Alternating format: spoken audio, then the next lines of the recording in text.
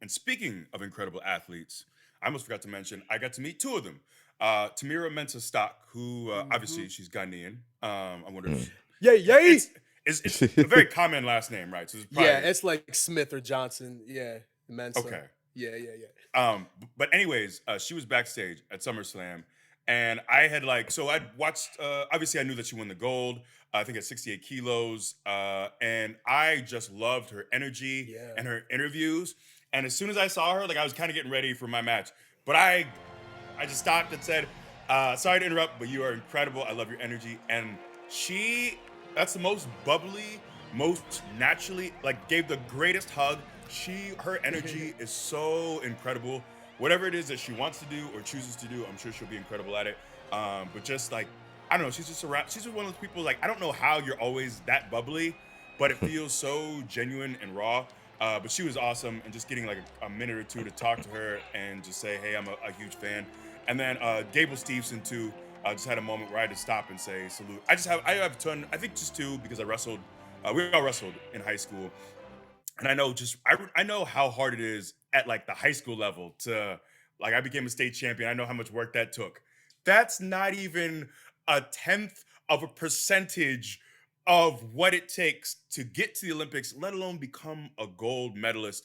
And it was just really cool because the U.S. had just a great Olympics for wrestling. They just did incredible, and to see Gable and Tamira both win gold. Also, the fact it's also cool. I don't remember ever seeing. There's obviously black wrestlers when I was wrestling, but to see a black man and a black woman win gold for the U.S. in wrestling was just I don't know. I was just really inspired, and the way that Gable did it too, down by Mhm. 3 points with So 15 seconds. We already crazy. talked about it, but just it's just really cool just to have a moment. I think just to say, hey, you're awesome.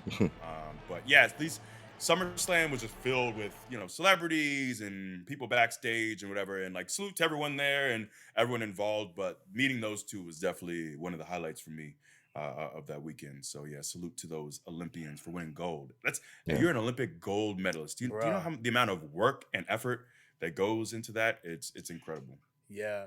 And if anybody hasn't listened to Tamira's victory speech after the Olympics, if you want to feel good, listen to her. And like you was saying, just the passion and dedication that she has had. The passion and dedication it takes to become a gold medalist is obvious. But when you listen to her and the stories she's told, and she lost her dad some time ago, but just, her talking about how much her family meant to her and all of that. And it's just a really, really heartwarming speech. So do yourself a favor and go and watch the match, and also watch just that speech after. It will really make you feel good. Yeah, it's kind of like, so we were talking the other week about Olympic athletes and you have to love this and you have to really, this has to be what you need in life, to get to that level. So when you're saying she's so bubbly and happy, it was really cool to see how pumped she was. And then thinking about the reason that she's here is because she loved what she did so much. She worked to be the best at it. And I think that's really cool to be able to become the best in your field, whatever it is that you're doing. And it opens up doors that may not have been open to you previously. And so you get to kind of revel in it a little bit and get these cool opportunities to go do stuff that you haven't done before. So it was definitely really cool to see how happy and pumped she was, because she's in the makeup chair and I just see her chatting to everybody, and it's so Yeah. just happy to be there.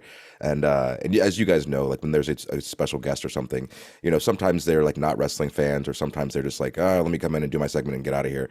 But she was just genuinely pleased to be at the show, and that's really cool to me. Mhm.